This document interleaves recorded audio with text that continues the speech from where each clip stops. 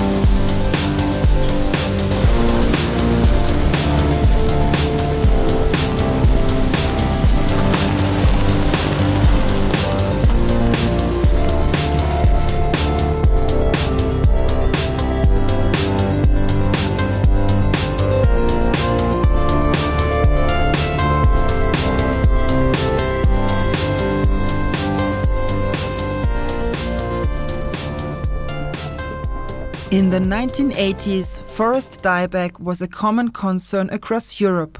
Images of ruined woodlands were everywhere to be seen. Fish were dying in the lakes and rivers of Northern Europe. The major cause at that time was East European heavy industry, which emitted huge quantities of sulfur from chimneys that had no filters. These sulfur emissions returned to Earth as acid rain.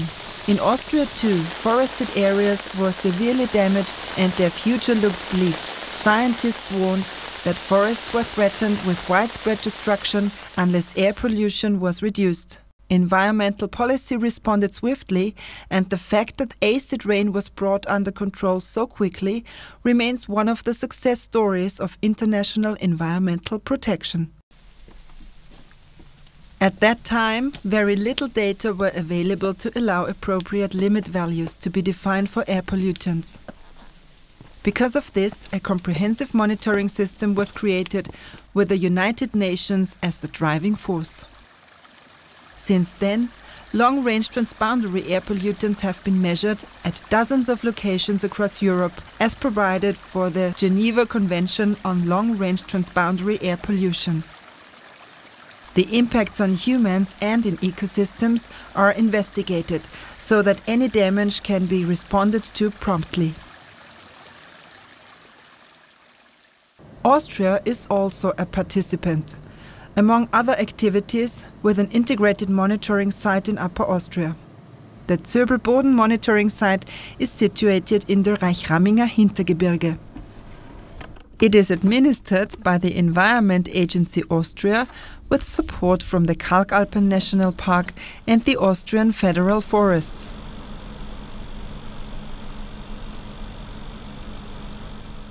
Dieses Messprogramm wird an Dutzenden Standorten in Europa verwirklicht. In 1992, the Ministry of Environment asked the Environment Agency Austria to search for an appropriate site where the integrated monitoring program could be implemented.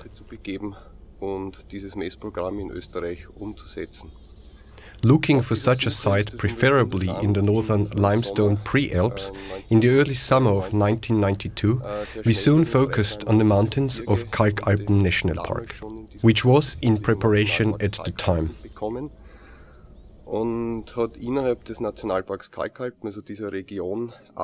Eight sites were assessed and ranked. Zöbelboden made it quickly to the top of the list for several reasons. It is oriented towards northwest, which is the prevailing wind direction, and has an elevation range of 500 meters.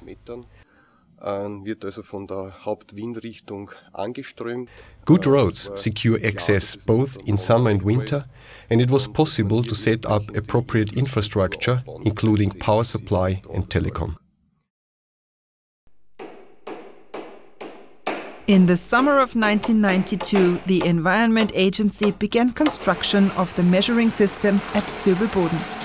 Building monitoring stations capable of measuring the impacts of air pollutants in ecosystems such as forest environments required substantial investment. The intensive study sites can be accessed only via walkways to avoid causing any damage at the sites. Because of the rocky ground, construction required specialist teams and materials. Air pollutants reach the forest via rainfall or as dust or gas. Many pollutants are absorbed by trees and enter the soil through leaf litter. Soil is the most important filter for pollutants. To identify negative impacts, contaminant transport must be recorded using litterfall and deposition samplers.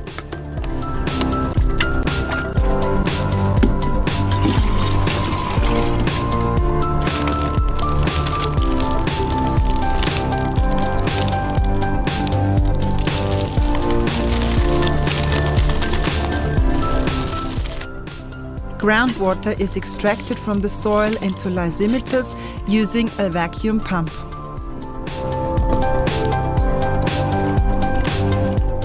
The pollutants that are present in the air as gases are also measured on site. Particularly large quantities of pollutants are found in fog. A complex apparatus is used to capture fog, and the samples are analyzed in the laboratory. In the year 2000, a 46-meter-high meteorological tower was built to record climatic conditions above the forest canopy. The tower sections were flown out by helicopters one at a time. Strong winds made the complicated construction process on the site extremely difficult. All the measurements must be examined together before the impacts of airborne pollutants in ecosystems can be assessed.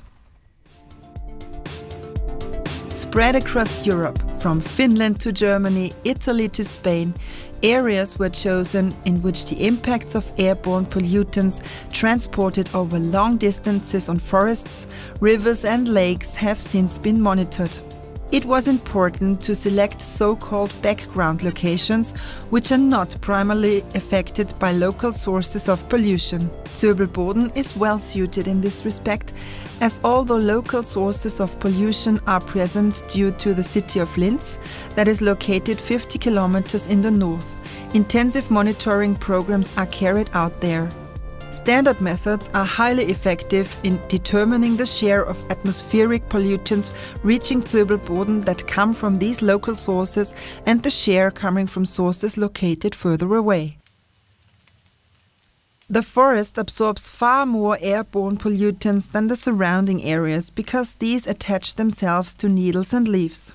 If the soil cannot act as a sink for pollutants, they leach into springs, rivers and lakes, eventually impacting on people.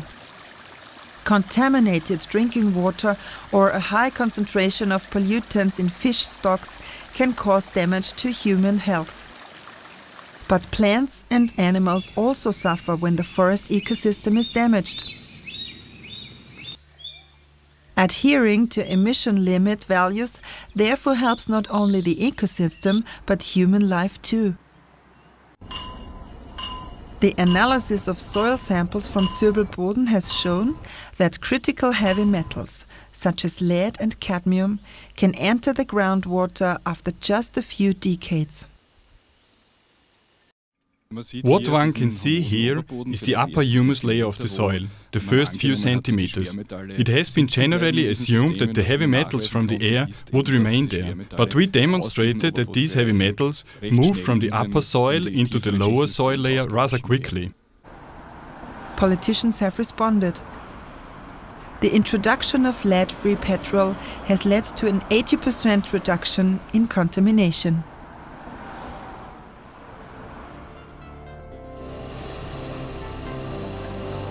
The wheels of ecosystem measurement turn constantly.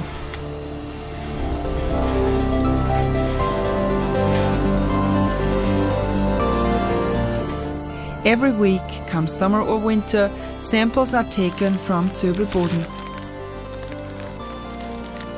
Only a few hours later, the first chemical analyses are on the way in the laboratory of the National Park Center. Climate data, soil temperature and soil moisture readings are transmitted directly to the computers of the Environment Agency. After checks have been carried out, the data can be analyzed. Experts from the Environment Agency examine the data for evidence of impacts caused by air pollutants. The results should enable environmental policymakers to design effective measures. The major concern of the 1980s, acid rain, is now largely under control. But there is still much to be done. Today, other pollutants are causing problems. The quantities of nitrogen emitted by industry, road traffic and agriculture are far too high. In pre-industrial times, the amount one would have expected to enter the systems was about 5 kilograms of nitrogen per hectare and year. Nowadays, we are talking about 20 to 40 kilograms. This has far-reaching consequences. Lichen species, which had gradually recovered from acid rain, are dying out again. Rare plant species, most of which are associated with soils that have low nutrient levels, are in decline. The forests are becoming oversaturated with nitrogen so that nitrates are entering groundwater, rivers and lakes in increasing quantities. This in turn has an adverse effect on water quality, including that of drinking water. Data from Zöbelboden and many other monitoring sites are used to assess the impact of nitrogen upon ecosystems. These analyses show that too much nitrogen is present in large areas of Europe and therefore also in Austria. This data enables specialists to design measures to reduce emissions and to present these to environmental policymakers. Ecosystems change extremely slowly. Only long-term studies, which have been carried out at Zöbelboden in all weathers for 20 years, can provide enough precise information about environmental damage to ecosystems. The effort involved in accessing collection sites and taking samples is huge.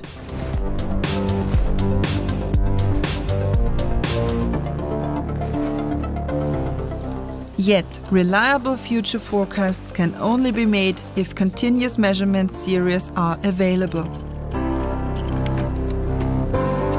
The consequences of climate change and the loss of plant and animal species present new challenges for ecosystem research and environmental policy making at national and international levels. The monitoring at Zöbelboden also plays an integral role in current European research. From 2004 to 2009, a European network for long-term ecosystem research was set up, the so-called LTER network, which currently comprises about 400 sites in 22 countries. Sites like Zöbelboden, which are highly instrumented and well equipped and have been operated for at least 10 years, form the backbone of this European network. The ENF-Europe project is an example of how research in a network operates. This is a project in the Life Plus funding mechanism. Within the framework of the ENF-Europe project, we work on a set of relatively simple scientific questions, but at about 35 sites all over Europe. The work at Zöbelboden has implications for the entire Eisenwurzen region. In the Eisenwurzen region, we are particularly lucky because almost all ecosystem types occurring in the region are very well investigated at individual sites, such as the Zöbelboden. Taking advantage of this regional hotspot of good research sites, the Eisenwurzen research platform was developed. The aim of this platform is to conduct research into the long-term interaction between the natural resources of this large and complex area and the use of these natural resources by humans. The Eisenwurzen region serves as a case study for examining the way in which global changes impact on regions, their people, and the occurring ecosystems, and the opportunities for action that are available to people. Many regions, such as Eisenwurzen, have been integrated within a European network so that answers may be found to existing societal and environmental problems.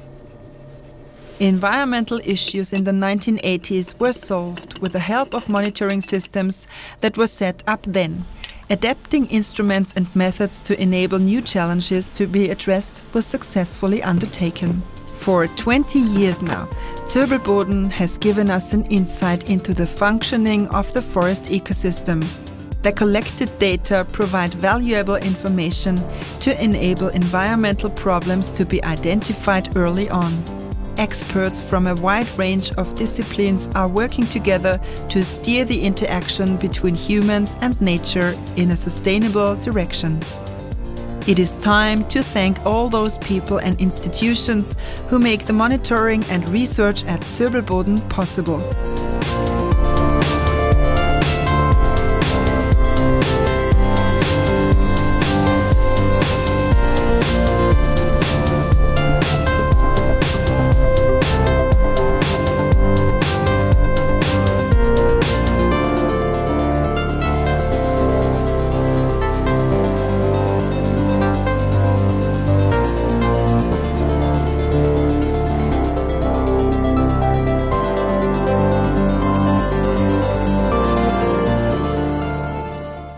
Ich fange gleich nochmal an, das könnt ihr ewig schneiden. Mit dem A, das ist ein Problem immer am Anfang. Mache ich mal eine Pause und einen Cut. Ich muss das einfacher formulieren. Ich mache nochmal einen Cut. Jetzt ist die Frage, weißt du das?